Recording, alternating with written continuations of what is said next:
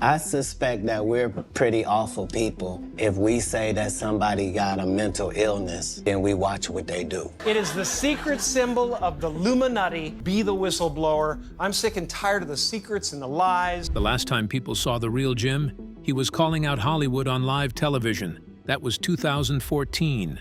After that, projects dried up, and nobody could explain what happened to one of the biggest stars on Earth. Then Paris happened, and the one person not surprised was Katt Williams.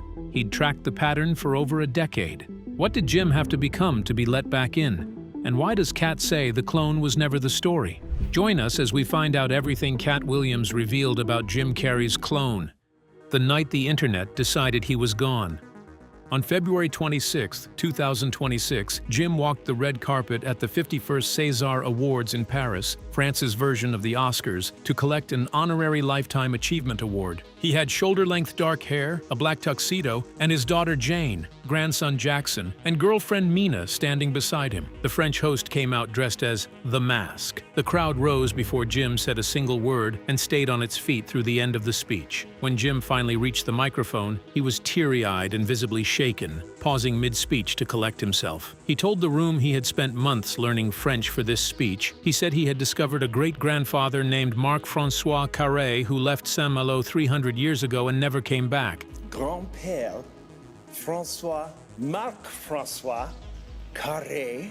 He described acting as sculpture. You do not build a performance from nothing. You chip away everything that is not the character until the character surfaces. He called the César an act of love from France toward him. Then the footage hit social media. Within minutes, the internet split in half. Screenshots spread faster than the official coverage. Fans who had watched Jim for 30 years stared at the same clips and felt something had shifted. His face appeared fuller and tighter, his brows higher, not the way time treats someone gently, but the way deliberate intervention looks on camera. The elastic, unpredictable, rubber-faced force that had made him famous was nowhere in the footage. One X account with 47,000 followers posted that there was a 0% chance it was actually Jim on that stage. A People magazine reader put it more plainly: someone tried to draw Jim Carrey from memory. Others went further: clone theories, body doubles, and unnamed replacements. One post read flatly, "Jim was cloned and killed by Satanists." Millions of views, thousands of comments. The ceremony he had called an act of love, the tribute to a father who had died, and the speech prepared word by word for months were all buried inside 48 hours.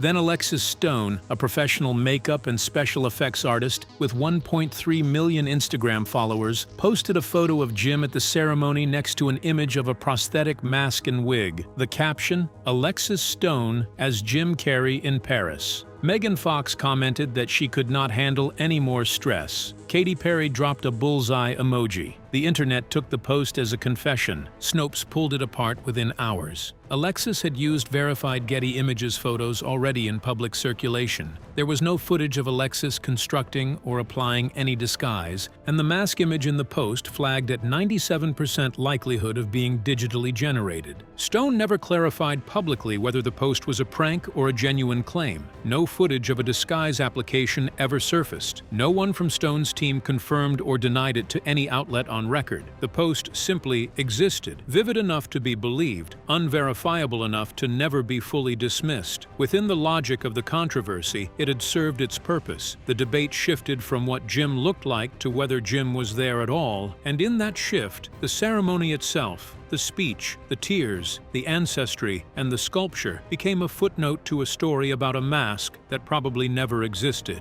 The César Academy's general delegate confirmed to Variety that Jim's visit had been planned since the previous summer, after 8 months of conversations. Jim arrived with 12 family members and friends, his longtime publicist, Marlia, and his director, Michel Gondry. Voice analysis confirmed his speech matched decades of prior recordings. Getty Images had verified and captioned photographs of the event. The clone theory had no foundation. The French film establishment did not notice or did not care. At the ceremony itself, the response was unambiguous. Benjamin Lavergne, the host, opened the night with a full musical tribute built around Jim's career. Marion Cotillard was in the room. The César is not a consolation prize. franchise. Previous honorary recipients include Clint Eastwood, Meryl Streep, and Harrison Ford. Jim was in that company now. The French had decided that, regardless of what Hollywood thought of him, his body of work was worth the room standing up. But Katt was not interested in the clone theory. He had been watching something else entirely, a sequence of events that did not begin on a Paris red carpet in 2026. It began on a television stage in Los Angeles in 2014. If the real story began 12 years before Paris, what exactly did Jim do in 2014 that made Katt say everything that followed was inevitable? The night Jim told everyone and nobody listened. November 14th, 2014. Jim walked onto the Jimmy Kimmel Live stage to promote Dumb and Dumber 2. He should have sat down, done a bit, and left. Instead, he walked out, making a triangle shape with his hands around his mouth, tongue pushed through the center, and held it there while the studio audience screamed. When Jimmy asked what the gesture was, Jim looked at him like the question itself was the joke. He said Jimmy didn't know, said Jimmy Fallon didn't know, said David Letterman didn't know, and said none of the comics in the business knew. Gang sign, have you, oh, like you don't know what it is. You don't know what that is. I have no idea. You don't know, Jimmy Fallon doesn't know, David Letterman doesn't know. Then he said he was done with the secrets and the lies, that he was there to expose them. He called it the Illuminati's secret symbol. He said television hosts had been hired by the government to keep the public happy, docile, and distracted from what was actually happening. He said the people who ran things made their decisions naked in the woods. He called the gesture the all-mocking tongue. The clip aired, late night absorbed it as comedy, and the moment moved on. Katt's read was different. People who were in that studio described the room going still, not laughing still, the kind of quiet that settles when something lands as true and dangerous. Katt has argued across multiple interviews that the laughter in the broadcast was layered over that silence in post-production, a statement repackaged as a punchline before anyone could decide what to do with it. That move, comedy as a reframe, is one of the oldest tools the industry has. Katt knows it because it has been used on him. Monique, who spent years publicly documenting what happens to performers who refuse the industry's terms, knows it because it has been used on her. Less than a year after the Kimmel appearance, in September 2015, Jim's girlfriend, Catriona White, died by suicide. But first, Jim Carrey breaks his silence after his former girlfriend dies in an apparent suicide. Her family filed a lawsuit against Jim, alleging he had provided her with prescription drugs under a false name. The case proceeded through the courts for years. Jim was eventually cleared of the claims, but the legal entanglement consumed him publicly and privately throughout the period when his career was already going quiet. The legal exposure followed the Kimmel statement within the year. The studio silence followed the legal exposure. Whether or not those three things are connected by design, they are connected by timing, and timing, Katt argues, is never accidental at the level of power that controls who works and who doesn't. Monique had spent years describing what happens to entertainers who refuse to play the game, the blacklisting, the colleagues who stop calling, the roles that vanish without explanation, no confrontation, no announcement, just absence. She named people and laid out the mechanics with specificity. What she said about Jim was specific. He was one of the very few white male A-listers at the peak of his cultural power, saying the same things that she, Katt, and Dave Chappelle had been saying for years. After 2014, the major studio offers stopped. Jim didn't vanish entirely. He did Kidding on Showtime. He painted. He played Joe Biden on Saturday Night Live in 2020. In interviews, he said he didn't believe in Jim Carrey's fixed identity, telling reporters there was no him, no them, that none of it was real. Those statements got clipped, shared, dissected, and filed under eccentric. Then, in December 2024, at the London premiere of Sonic the Hedgehog 3, a reporter quoted Jim's 2022 retirement speech back at him, the one where he said he had had enough, had done enough, and was enough. Jim paused, said that might have been hyperbole, and said plainly that he came back because he needed the money. The room laughed, and no one asked what it meant for a man who once called Hollywood spineless to be standing at a franchise premiere, explaining that he came back because he bought too much stuff. The timeline is a sequence, not a coincidence. 2014, Jim names the machine publicly. Studio work dries up, a legal case opens and runs for years, then a return through a family franchise that asked nothing dangerous of him. Then, a lifetime achievement ceremony in Paris, where the industry stood and applauded everything he had ever done. Katt reads that sequence as a script, and he says someone else wrote it. By 2017 and 2018, Jim was telling journalists on camera that he no longer believed Jim Carrey existed as a coherent person. Those clips circulated as evidence of a breakdown. Katt's read was different. Men who publicly dismantle their own identity and then re-emerge through children's franchises and Parisian ceremonies do not do so by accident. If Katt is right that someone else wrote that sequence, what exactly was being offered, and what did Jim agree to in return? Pressure is not the same thing as a transaction. When Mel Gibson saw the Paris footage and commented publicly, he didn't use the word clone. He described someone processed by a system he recognized from the inside, a Hollywood machine that uses the promise of roles and the threat of irrelevance to get talent to alter themselves. Gibson's read of the footage was that industry pressures talent until the face they wear belongs to the machine more than it does to them. Katt calls that pressure. What he describes is a transaction. Pressure means someone was worn down until they changed. A transaction means someone sat across a table, heard an offer, and said yes. Katt has made this distinction across dozens of interviews. He says Hollywood's power brokers don't push talent until it bends. They identify who has the widest reach and make a structured offer designed to permanently change that person's relationship with their audience. You change your face, take the role, walk the carpet, and accept the award. In exchange, everything you said before, the call-outs, the Illuminati comments, and the moments where you pointed at the room and named what you saw,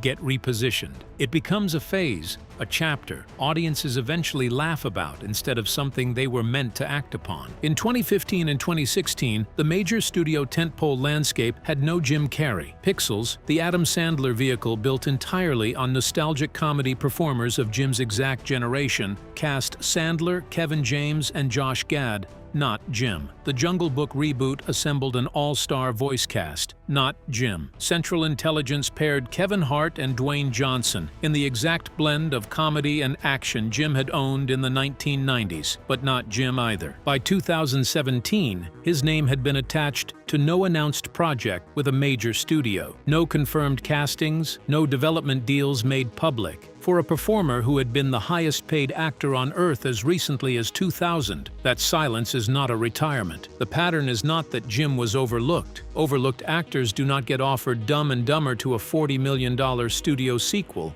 in the same year. Jim was selectively available and selectively deployed. The major tentpole landscape closed while the franchise and legacy lane stayed open. That distinction is structural. It is the difference between being cut off and being managed. Monique mapped out how repositioning works, and she did it with precision. It doesn't happen overnight. It happens in increments. The word difficult gets attached to your name in rooms you're not in, then unstable, then eccentric, each word doing quiet damage long before the person even knows it has been applied. By the time the person speaks again, the audience has already been quietly prepared to receive what they say as noise rather than a signal. Their credibility doesn't disappear, it is quietly discredited. What happened to Jim's credibility after Kimmel? The triangle gesture became a GIF. The clip became a meme. It circulated for years as the purest example of Jim being Jim. The moment he risked the most became the moment most people remembered as the funniest. Monique's position is that this outcome was not accidental. Monique's sharpest argument is that in an industry built entirely on image, showing up with a new face is not a private decision. It is a signal to the people who run the machine. I am back, I am available, and I am willing to work within the terms. The face is the handshake. She has also described what refusing that handshake looks like, specifically for a black woman in Hollywood who declines the stylist, declines the procedure, and declines the rebranding. What follows is silence, doors that close without a sound, colleagues who stop calling, roles that vanish, and nothing where a career used to be. The first signal that Jim had accepted those terms came not in Paris but in London, in December 2024, at the Sonic the Hedgehog 3 UK premiere, his first major public appearance in years. He was warm, available, and self-deprecating. He posed for photographs. He joked about needing money, and the room laughed with him. not at him. He was working within the terms. Paris was not the transaction. Paris was the receipt. Inside that framework, Jim's transformation is not about vanity. It is about a man who spent years with enough power to say whatever he wanted until that power had a shelf life and made a permanent, expensive, public choice with his family in the front row and France's entire film establishment on its feet. But Katt said the face was never the most dangerous thing about Jim. So what was the move that actually could not go unanswered? The thing that could not go unmanaged. Katt has one consistent position on what Jim actually did that crossed a line. It was not the Kimmel appearance, the Illuminati gesture, the philosophical interviews, or the red carpet mockery. The most dangerous thing Jim ever did was make millions of ordinary people feel personally authorized to question the machine. That is a different kind of threat. A celebrity saying something controversial is containable. Clip it out of context. Let a news cycle bury it. Let the late-night format turn it into a punchline.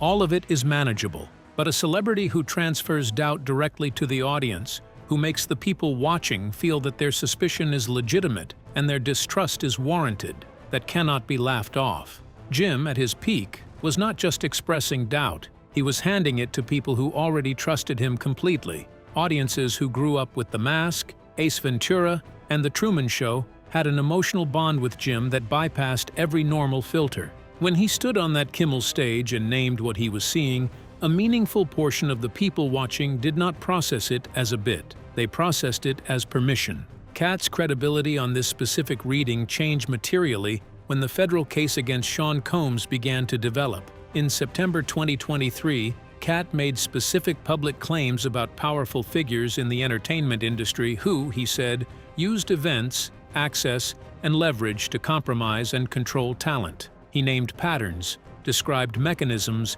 and was widely mocked for it. Then, in November 2023, Cassie Ventura filed her lawsuit against Combs. By the time federal prosecutors moved against Combs in September 2024, multiple claims in the indictment and associated civil suits mirrored what Katt had described. The parties used as access points, the role of recorded footage as leverage, the structure of coercion inside entertainment circles. People who had filed Katt's statements away as the rantings of a troubled comedian began taking them seriously. The patterns Katt described stopped feeling like speculation. The audience that had laughed at him started going back through everything he had said. What made Jim different from other celebrity voices who challenged the industry is the audience scale, combined with genre. Dave Chappelle's audience trusted him. Monique's audience believed her. But Jim's audience was the broadest in English-speaking entertainment, built across family films, action comedies, prestige drama, and late-night appearances spanning 3 decades. The reach was not comparable.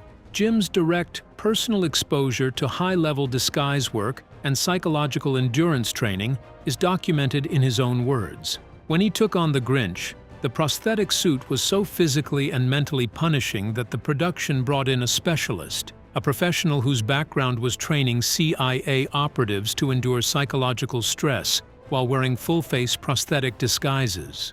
Jim described the experience himself across multiple interviews, the specific techniques, the daily conditioning, and what it took to function inside that level of physical and psychological pressure hour after hour. He spoke about it not as an unusual thing the production had done, but as something that clearly existed as a known resource, brought in by the specialist from elsewhere. The CIA disguise program is not theoretical. There is confirmed footage of a CIA disguise specialist sitting in the Oval Office beside a sitting president of the United States, wearing a full-face human mask. The president did not know until the specialist removed it herself. The technology to replicate a human face at that fidelity has existed for decades and continues to advance with every production cycle. Jim has also spoken openly about using decoys, doubles who pull press attention in one direction while he moves freely in another. The Letterman clip resurfaced during the Paris controversy as supposed proof that Double attended the awards. That reading collapses immediately. Jim used decoys to escape cameras, not to accept honorary awards surrounded by 12 family members, his publicist and his director. The clip resurfacing was the noise. The useful question was what it distracted from. A man with documented proximity to exactly this kind of technology, showing up looking like a version of himself the industry could finally approve of. The man who built his career on being the most physically recognizable, expressively uncontrollable face in Hollywood, showed up in Paris looking like a version of himself the industry could finally work with. Not the disruptor, the man who had told reporters that none of this was real while standing on a red carpet, someone quieter. Someone the room could applaud without discomfort. Someone who smiled and kept walking when a voice in the crowd questioned whether he was real. A display of emotions. After the clone theories peaked, after Alexis's post went viral, after the César Academy issued its statement, and Jim's publicist confirmed his attendance in a single line, a source close to Jim spoke to the Daily Mail. Jim was not angry, he was sad, not because people questioned how he looked. The source was clear. Jim had no anxiety about that. He was sad because the noise had buried everything that mattered. The speech he had spent months preparing word by word, the ancestry he had traced back 300 years to a man named Marc-François Carré, the tribute to his father Percy, who had died, and because the world he moved through had produced a situation where a 64-year-old man was being seriously discussed as a clone. Jim issued no rebuttal. He did not appear on a talk show. He let Marlia handle it in one sentence. Instead, he smiled and kept walking. That last detail is where Katt's reading lands hardest. Jim's entire career was built on explosive physical response. The version of Jim that existed before Paris would not have kept walking when someone questioned whether he was real. He would have stopped, turned around, and pulled a face so unmistakably his that the question answered itself in 3 seconds. And the clip went viral on his own terms. That would have been the most Jim Carrey response he could have given, free and devastating. Instead, he smiled and kept walking. Monique reads that as someone prepared for exactly that moment. Katt reads it as someone who understood that the camera was still on, and the negative reaction still carried a cost, even after the award had been collected and the ovation had faded. Then Jim's ex, Jenny McCarthy, spoke publicly on The Jenny McCarthy Show, one of the first people with direct knowledge to weigh in once the controversy peaked. She and Jim had remained close after their 2010 split. She confirmed it was him. There was still a lot of emotions that came up, and I think when you do go through something like that. But the first thing she said was not about his face. She said he looked genuinely happy. Jenny McCarthy knows what unhappy Jim looks like. She was beside him through the peak of his power and through its long contraction. A decade of reference points. Her read is not a celebrity comment from a distance. Her husband, Donnie Wahlberg, was more direct. The public was so focused on how Jim looked that nobody stopped to notice how happy he looked. What the room in Paris was actually applauding when it rose to its feet was not the man who had once called Hollywood spineless. I felt like Hollywood is just spineless, en masse. It was the version of that man the industry had finally agreed to welcome back. If Jim was genuinely happy in Paris, and the people who know him best say he was, what does it mean that this version of him, the quieter, industry-approved version, was the one that got the standing ovation, the award, and the stage with his family in the front row? The Jim of the 1990s, the one who told reporters that television hosts were government tools keeping audiences docile, who refused to promote a film after a national tragedy, who walked red carpets to announce they were meaningless, and who pointed at the room on live television and named what he saw, that Jim did not get a César, that Jim got a career slowdown, a decade of diminishing studio interest, a legal case that consumed him for years, and a franchise role he returned to in 2024 because he needed the money. Nobody cloned Jim, nobody replaced him. What happened was the award, the invitation, the standing ovation, and the return to legitimacy on the machine's terms. The man who made millions of people feel authorized to distrust the machine came back inside it, and the machine rose to its feet. He thanked his daughter, his grandson, and the funniest man he ever knew, his father. The crowd stayed on its feet. That's Jim on stage thanking his daughter, grandson, and girlfriend, but internet sleuths just aren't having it. Monique put it plainly. Hollywood does not silence people through violence. It silences them through invitation, brings them back inside, and hands them the trophy. The price of that trophy is never stated aloud. If the standing ovation in Paris was the transaction Katt described, what would Jim have had to do differently to prove it wasn't? Which version of Jim do you think was actually winning? The one who lost a decade of work for speaking out, or the one who received a Lifetime Achievement Award? Share your thoughts with us in the comments section. Remember to like, share, and subscribe for more. Also, click the next video showing on your screen. You will enjoy it.